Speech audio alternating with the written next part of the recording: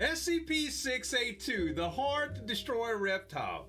We all love him. He is extremely powerful, and we all know about him. This reaction is going to be based on the animation and story that Dr. Bob's doing about him today, which is very, very entertaining, I have to say. I think you guys are really, really going to enjoy it. Make sure to subscribe to Dr. Bob. Subscribe to me if you enjoy reactions. Let's do this. If he breathes, the bear will see him. Lying flat on his stomach, the boy has no choice but to watch as the hulking brute eats his father before his very eyes. Lying in the thicket just a few trees away, the boy knows that any small movement he makes could prove fatal. Bears usually ain't that vicious. A bear this large, hunting for its hibernation, will have no issue chasing him down in a split second and doing exactly what it did to his father, to him. The boy is utterly powerless. All he can do is stay deathly still and watch. Oh my God. They'd found the tracks too late. On the way back to camp, they'd been following the wooded cliff that lines the ocean's edge. Oh, they caved, bows and salmon slung over their shoulders. They'd been so proud of their catch and the prospect of bringing it back to the tribe that they hadn't kept their wits about them. By the time they'd seen the enormous prints in the dirt, the sound of lumbering footsteps were already echoing through the trees behind them. The boy's bow is too far out of reach. He dropped it when his father pushed him into the thicket. He's got the knife hanging at his side, but he doubts it's long enough to even get through the bear's fatty hide. In contrast, the only thing protecting him from its bite is the leather hide slung across his shoulders and a woven garment from the tribe's elders. One slash of the bear's claw, and he'd be. A breeze ruffles his hair. The boy's eyes widen in horror. That wind hadn't come from in front of him, but from behind, blowing his scent, his fear, directly towards the bear's nostrils. The boy plants his muddy palms into the dirt, staring at the animal. Its nostril twitches, then twitches again. It half turns its head, sniffing the air. Maybe it won't bother with him. The bear's turning back to its meal already. The boy lets out a sigh of relief, and a twig snaps. The bear snarls and whips its head around. For a second, the two of them lock eyes, predator and prey. Then the boy takes off running. You can't outrun a Fast bear. as he can, he leaps through the undergrowth, ferns and nettles whipping at his shins. He fumbles the knife out of its sheath and slings the water skin off his shoulder, throwing it wildly behind him. He doesn't know if he hit the bear. He doesn't have time to turn around and see. It's going to be on him in an instant. Oh, yeah. Up ahead, he sees sunlight streaming through the thick trees, the cliff edge. If he can just get to that, maybe he can climb down and... No, there's no time. Besides, bears are better climbers, better swimmers, better runners. All the boy can hope for is that he's a better jumper. Him and the boys from the tribe have leapt off plenty of cliffs along the shore, but never these ones. You sure there are too many rocks, into the water, too many shallows. Oh, God. But the thundering of four enormous paws behind him is looming larger and larger. He can almost feel the bear's hot breath on the back of his neck. What if that demon bear just jumps off the cliff? Here goes. The trees clear, the sun blasts his skin, a claw slashes at his back, and the boy launches himself into the air. The wind carries him. The weightlessness of wheeling his arms and legs through the empty sky is almost enough to make him laugh with joy. Until the boy looks down.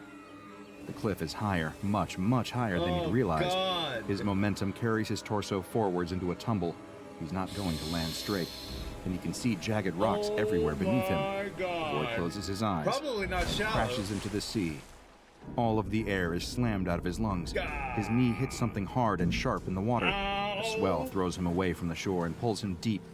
Without air in his chest, he can't float. Kicking hard as he can, the boy swims upwards, eyes still screwed shut. His face bashes into a sandy rock. No, that's not upwards. Which way is it? Which way should he swim? The ocean current rolls him over and over. Darkness fills his mind. But his feet find a hard surface, and he pushes against it, launching himself through the water, kicking as hard as he can. The darkness fades. Light. The boy's head breaches the water, and he splutters for air, rubbing the water out of his eyes. He looks around wildly. The sea has carried him away from the cliff and out into open water. It's lifting and dropping him with each wave, carrying him this way and that, like a flower in the wind. And there, traversing the cliff face, scrambling down the rocks, is the bear. The boy's stomach turns. It reaches the bottom of the cliff and sees him there in the water. Tipping back its head, it roars at an almighty volume, deafening the boy over the sound of the waters. There's no way that bear would chase him. The animal looks impossibly large. It dwarfs the boulders that line the water's edge.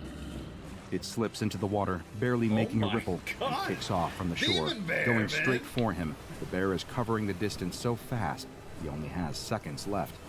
With barely the strength to keep himself afloat, the boy knows he'll never be able to outswim this creature. Instead, he takes a deep breath and looks up at the woods, remembering all of the happy moments he'd spent in there with his father. Oh, man. The current swells beneath the boy and almost throws him out of the water. An enormous shadow flies through the depth beneath him. A whale? Oh. It couldn't be. That's 682. Whatever it is, the shadow is swimming straight at the advancing bear. So fixated on its prey, the bear doesn't even notice what's approaching until it's too late. The ocean explodes. A blast of water as tall as the cliffs themselves shoots up into the air and showers the boy's head. Somewhere in the midst of the spray, a monster erupts from the depths. Snapping its jaw around the bear, it lifts the animal into the air and throws it against the cliff. The impact is so strong that a small landslide follows the bear's rolling body as it tumbles back towards the water. But the boy has eyes only for the monster emerging from the sea. Crawling up the rocks with one gnarled foot after another, the boy can hardly make sense of what he's looking at. It seems to have some kind of scaly hide, harder than the rocks surrounding it. A wave crashes against the monster as it leers over the bear and sinks its teeth into the animal's hide. Unable to look away, the boy kicks out and starts swimming away up the coast. Only once he's a long way around the bay does he dare to clamber out and back onto land. That night, once the rest of the tribe had gone to sleep, escaped. The boy can't help but lie wide awake in his tent. Without his father here, it's just... Poor boy. It's not the same. Yeah. Quietly rolling up the hide doorway, the boy slips out into the night.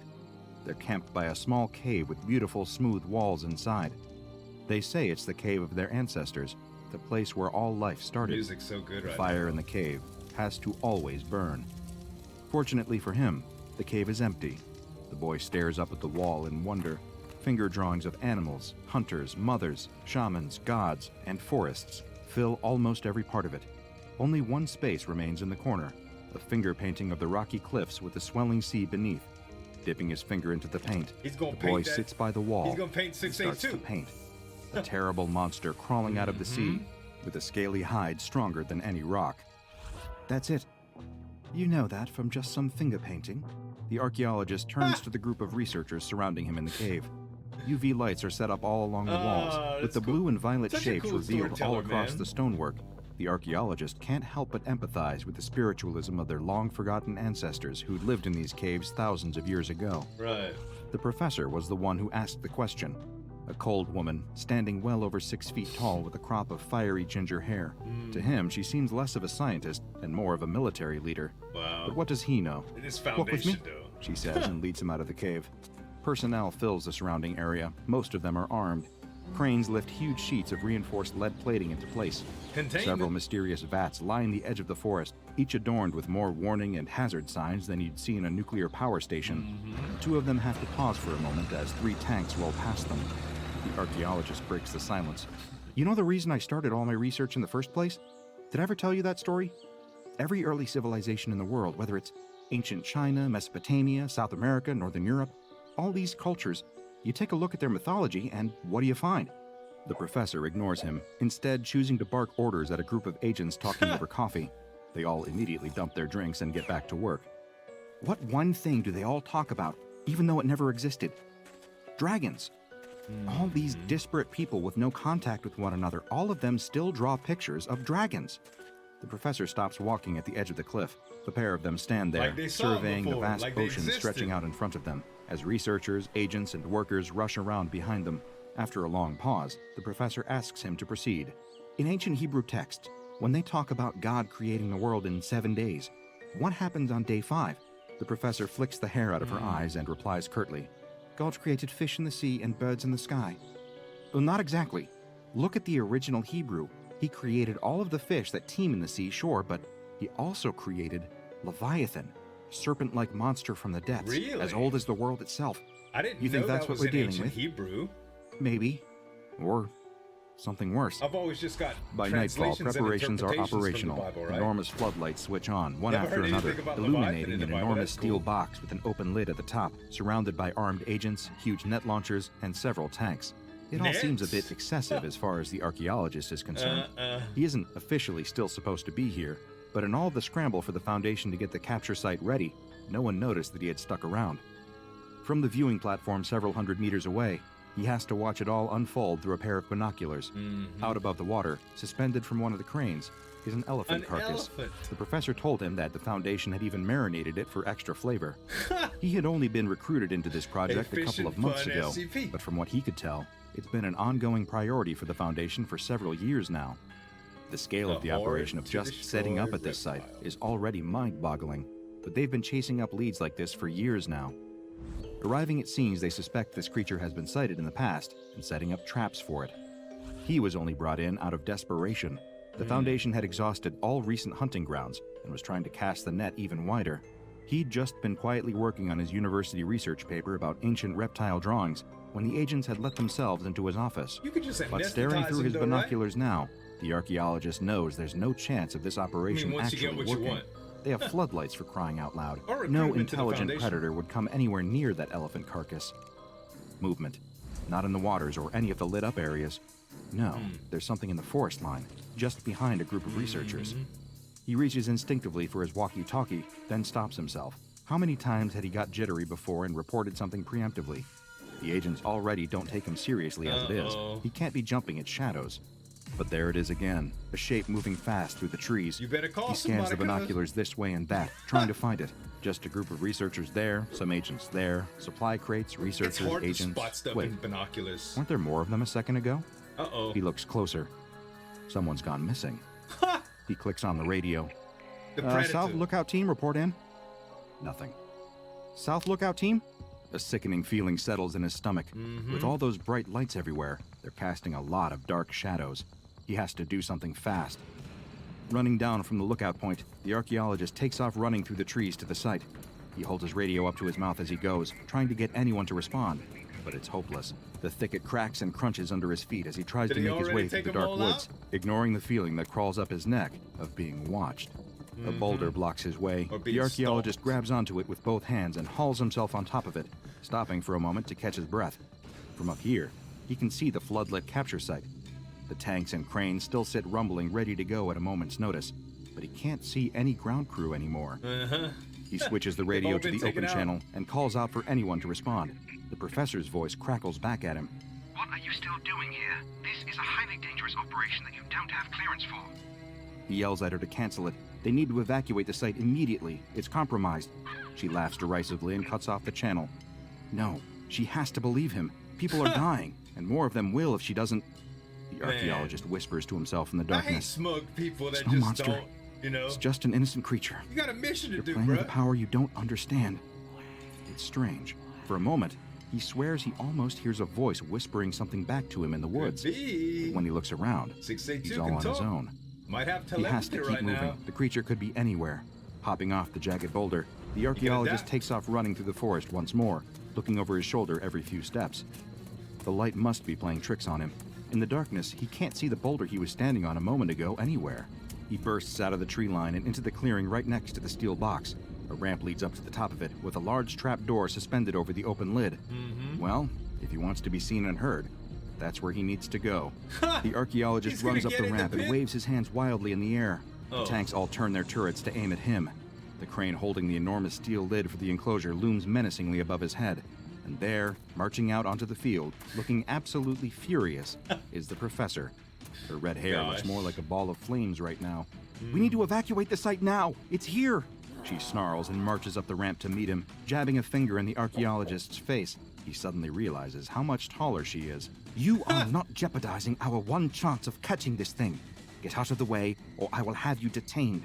Besides, what evidence do you have? But the archaeologist isn't looking at her.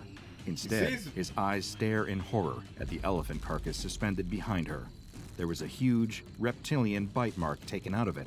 A testing bite, like the ones given by sharks. She turns to follow his gaze, and all of her rage is washed away in a sickening delight. It's here.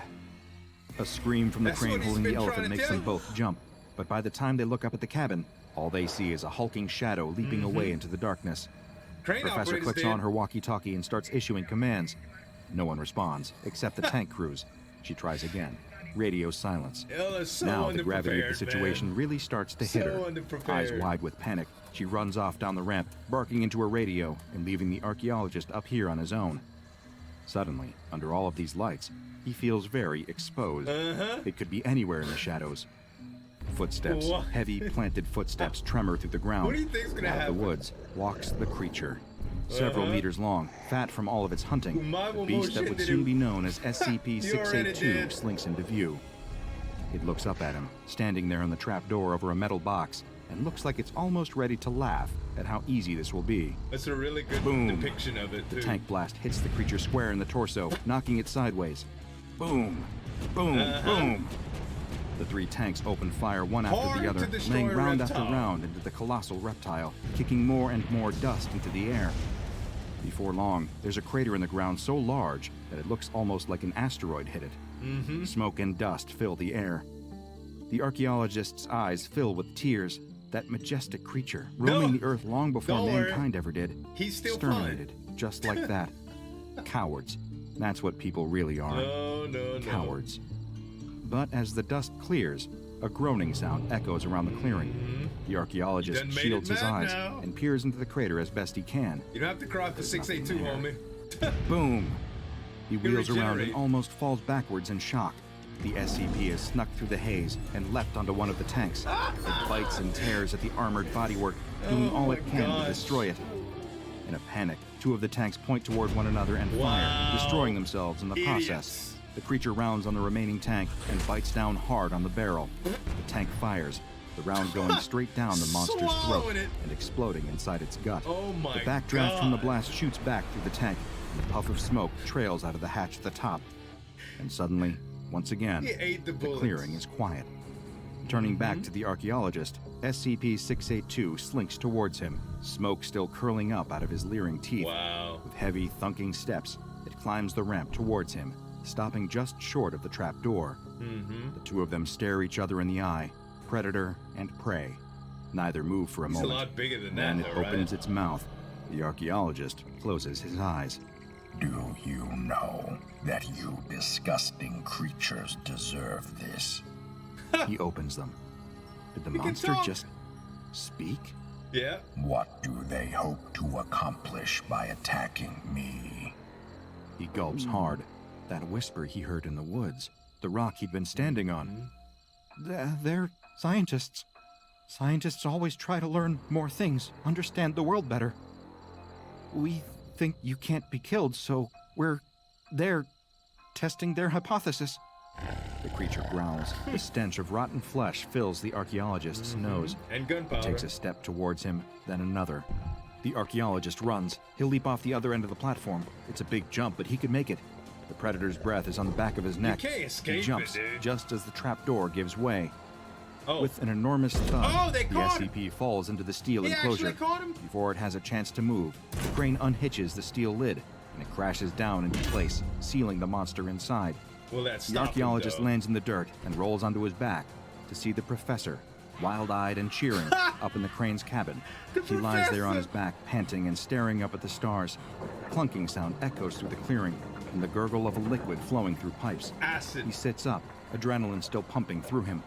The professor has plugged a pipe into the metal enclosure and is running gallons and gallons of liquid into it. He follows the tube with his eyes, all the way to the enormous hazardous vats on the edge of the clearing. Hydrochloric acid. His eyes widen in horror. The professor laughs at him. Come on, cheer up. We're just scientists, that's what you said. Just testing a hypothesis. What a good story, man. Like, Dr. Bob tells such good stories, man. I really, really like this. It's a real good depiction of it, too. Aside from the size, which was a little bit questionable in some scenes, all in all, man, I can't complain. That was really, really entertaining. Hope you guys enjoyed it, too. Listen, make sure to subscribe to Dr. Bob. Subscribe to me if you enjoy reactions. Thanks so much for watching. As always, this is Zueljin signing off, and check this video out.